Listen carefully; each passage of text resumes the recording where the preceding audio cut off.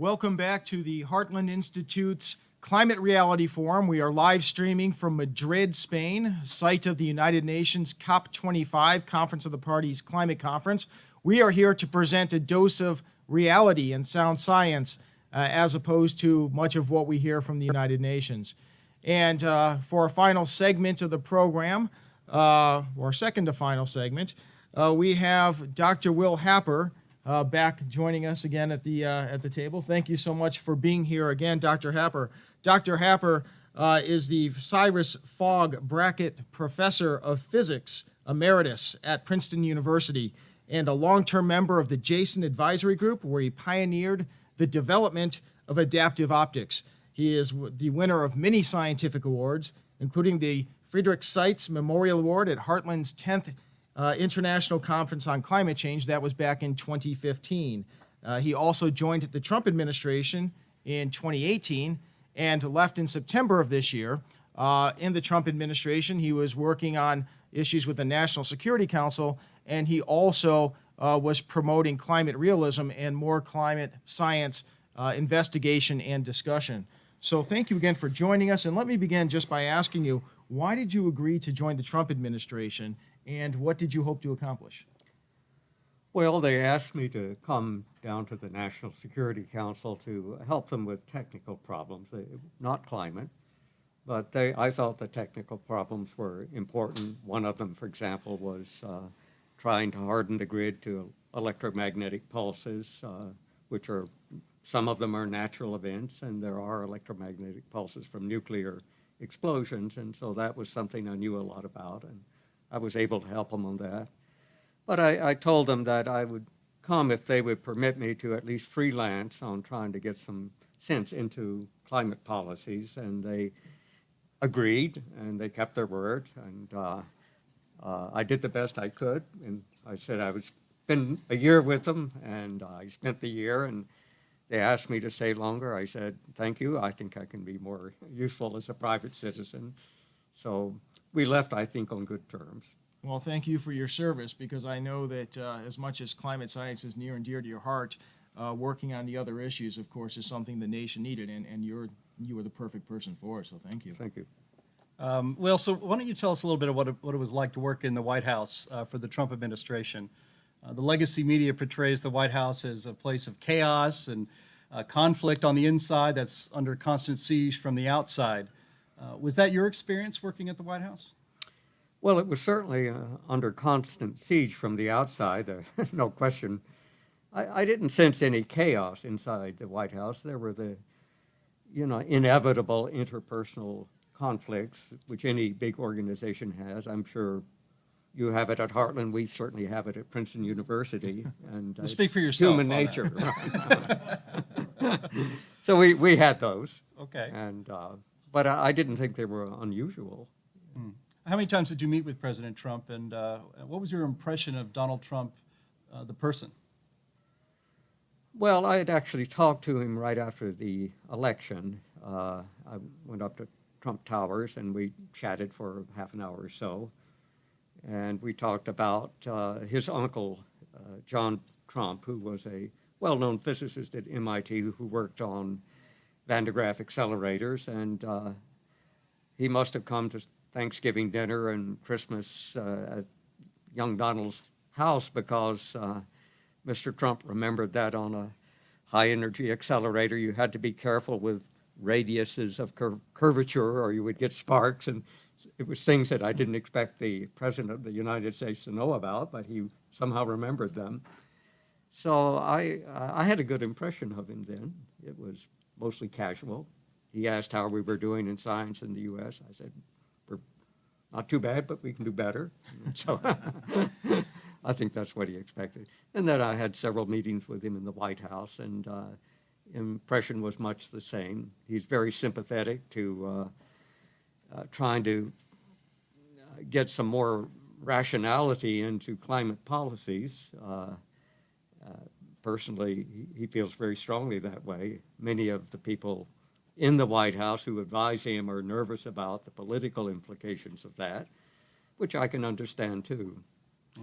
So it sounds like you and President Trump were pretty much on the same page for climate science issues? I think so, yes. So, did you feel, I don't know how much you can talk about it, you alluded to just now, people in the administration that were perhaps trying to undermine a climate realism agenda? How did that play out?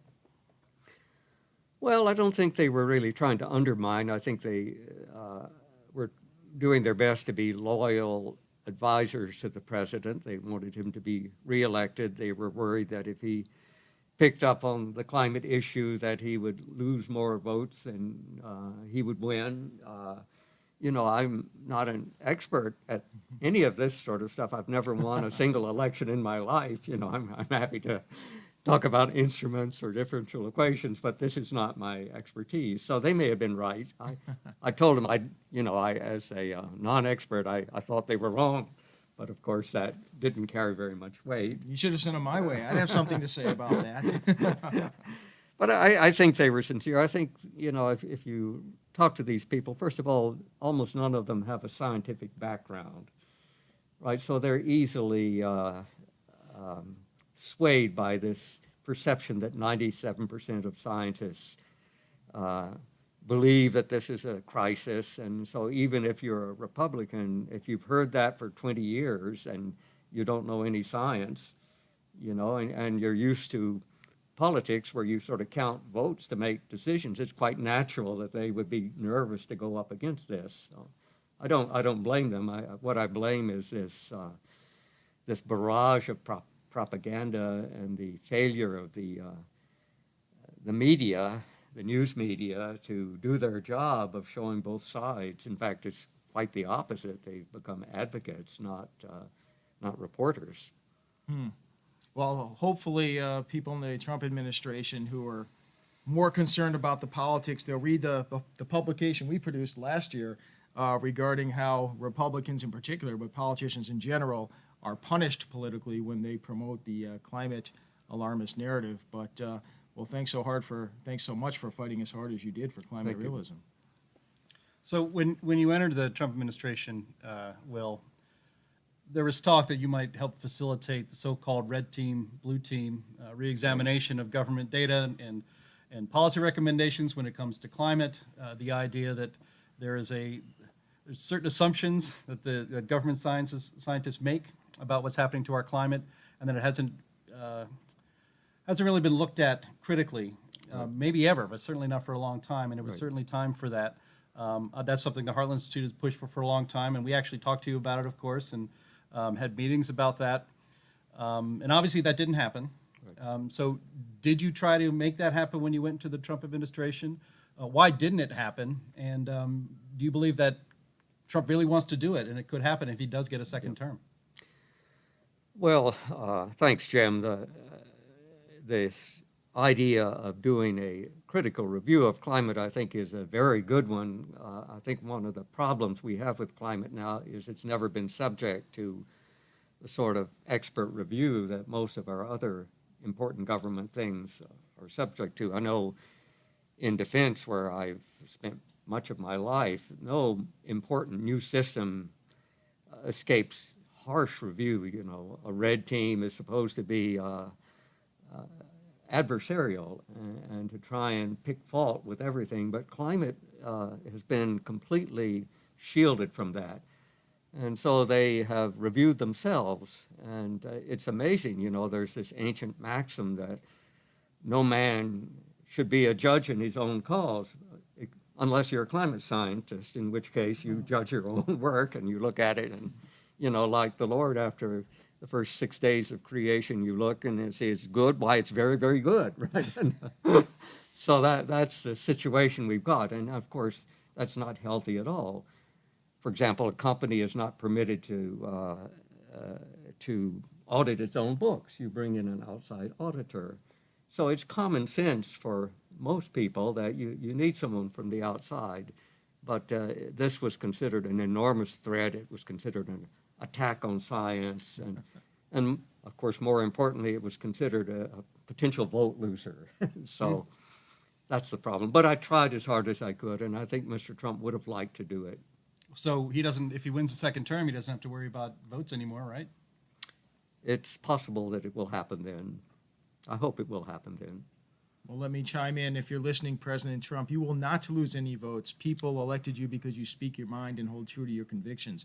And you will be right on the science as well. But well, we're certainly glad that you brought to President Trump's attention the need for that red team, blue team approach. Right. Even though that didn't come to fruition, though, the Trump administration seems to have done quite a bit regarding climate realism. What, in your view, were the greatest successes of the Trump administration regarding climate science and climate policy?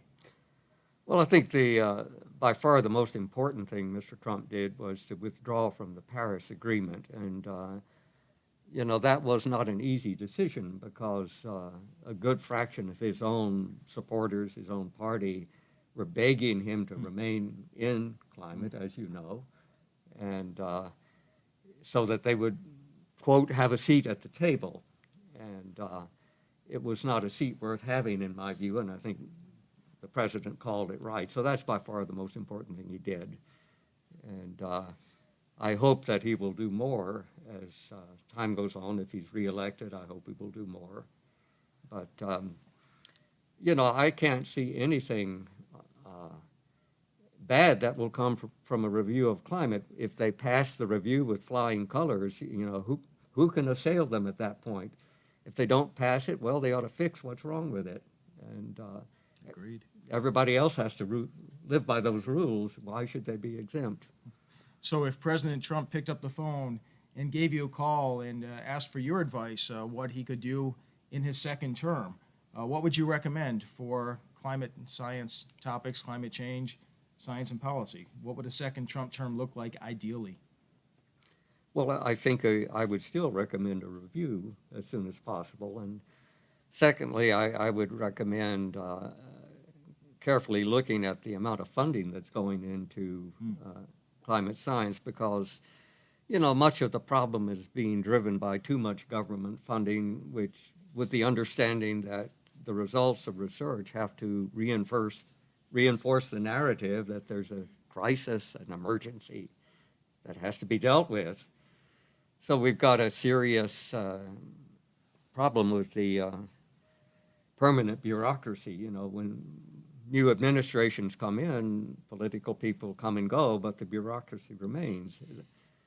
Many of you know that some of them call themselves the we be, you be gone after the next administration, but we be here, and we're going to continue to do what we want to do. And so that's a common problem. It's not just the United States. It's a common problem of permanent bureaucracies. And it's hard to address it because they all have defenders in the Congress, and it means jobs for the federal agency, and it means executive appointment positions for so it's not easy for Mr. Trump to take that on. Well, you're starting to depress. You were getting me excited, then you get me depressed again here because when you talk about the weebies and the UVs, Yeah. I consider you, Dr. Happer, you're the closest a climate realist has gotten to a president ever, I think. And certainly, I'm 50 years old in my lifetime. You just go back to the creation of the EPA done by a Republican president, but look at all the mischief it has caused. And so, it makes me hope that there would be somebody else like you coming into the administration in a second Trump term, if there were to be one. Certainly, any of the Democrats get elected. This is a academic conversation only. Yeah. But you won't be there next year or next term. If I'm there is a certainly second not term. planning to Not be. planning to be. Are there any realistic prospects for others to get as close to the president and bring the climate realist message to counter the kind of climate alarmism that has ruled government policy for many decades? Well, I certainly don't know of any plans for that. I think if the president is free to follow his instincts, he will do the right thing.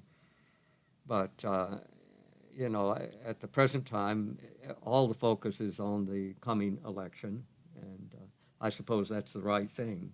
It's not my cup of tea, but that's what they're doing. All right. Well, another issue here, climate alarmists often reference the 2018 National Climate Assessment, and they say, hey, the Trump administration itself says that we're creating a climate crisis because it was a government document. I guess this gets right into that red team, blue team wheelhouse again. But what do you say in response to those who say, well, hey, the Trump administration through its own assessment said that, exactly what the UN says, that we are entering a crisis stage for our climate? Well, the climate assessment was really put together by the Obama administration. It was ready to be issued when Trump won the election.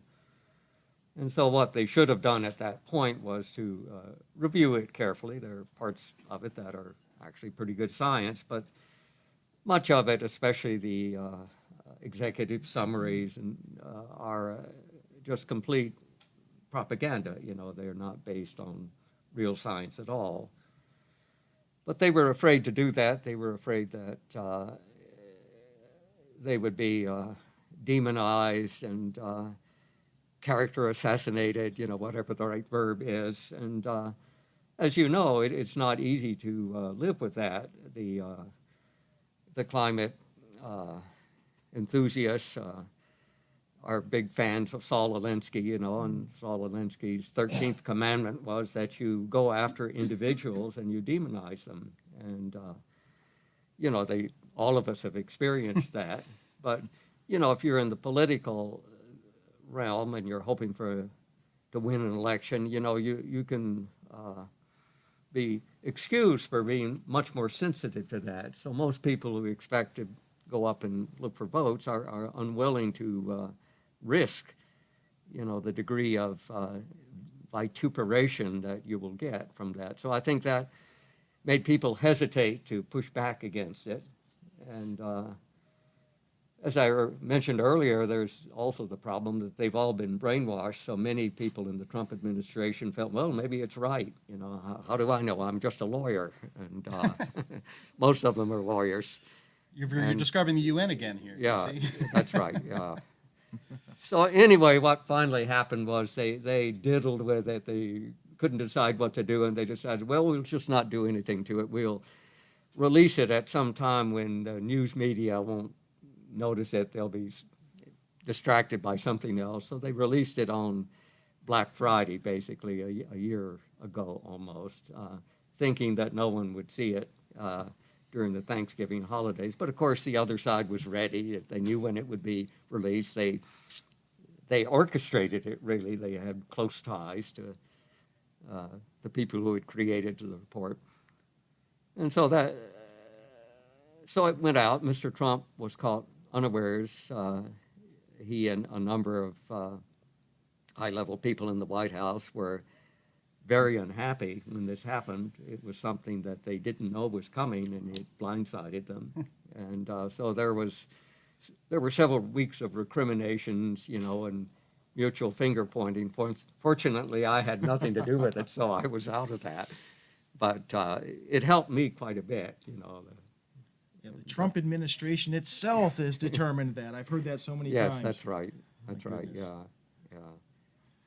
So let's close with a question about the endangerment finding. Yeah. The authorization for the EPA for their restrictive programs regarding carbon dioxide emissions that have such tremendous negative impact are justified by the EPA's finding that carbon dioxide poses a danger or threat to human health and welfare. Do you see, from your time in the Trump administration, any movement or potential movement, maybe in a second term, to have the EPA readdress their assessment under the Obama administration that carbon dioxide is a threat to human health and welfare? Well, certainly I don't see them doing that before the election. So the question is whether they will do something if Mr. Trump is reelected. And even then, it's expensive, it's time-consuming, and probably if you were to do that, the first thing you would want to do is to have something like the Red Team Review to lay the scientific groundwork that actually a lot of the arguments for the endangerment finding were not true. It just wasn't science at all. Many of them are simply quotes from IPCC, and or whatever it is. And, that should be challenged because, for example, to continue to call carbon dioxide a pollutant is just crazy. It's not a pollutant at all, as we've discussed today. It's, if anything, it's a very major benefit to the world. But most people have been brainwashed, so they talk about spewing pollution out into the atmosphere, scot-free, and that sort of propaganda has to be countered, I think, first before you can successfully take on the endangerment finding. Well, I talked to an attorney for EPA, a political appointee, not a weebie, Yeah, right. at EPA, and I asked him flat out, because a lot of the people Heartland Institute works with ask this question a lot. What are you going to do about endangerment finding? Is it any chance that it's going to go? Because our side of this debate, for as much influence as we've had with the Trump administration, this is probably the number one issue that's being pushed. As you mentioned, Dr. Happer, that it underpins almost everything that the EPA has overreached over the last decade or so. And he smiled and said, I can't say anything, but we'll see. And so I was like, here we go. It's Lucy with the football. He's going to give me hope, and then they'll take it away, because it's so important to have this addressed properly. At your time inside the White House, not to repeat James's question, but did you get any hint? Can you give me a wink and a we'll see? That sounds a little bit more impressive than the one from the EPA lawyer who is anonymous. Well, I think he was saying what I did, which is if there's a second Trump administration, maybe they will take it on. There'll be a tremendous fight within the administration on whether to do it or not, even then, because if he is reelected, then there will be people jockeying for the next presidential race 4 years hence, and will this enhance or hurt their chances? And they will have supporters within the White House team, and so everyone will be arguing, should we do this now or should we not? And so it's not clear what the outcome will be. I'll take that as a positive then. Yeah. Just because I must. A conditional yes. Well, Will, thank you so Yeah. much for flying all the way here to Madrid Thank to you. participate in this conference. Thank you for your contributions over the years to scientific knowledge. Yeah. Thank you for your contributions in the Trump administration for our national security that the media often overlooks.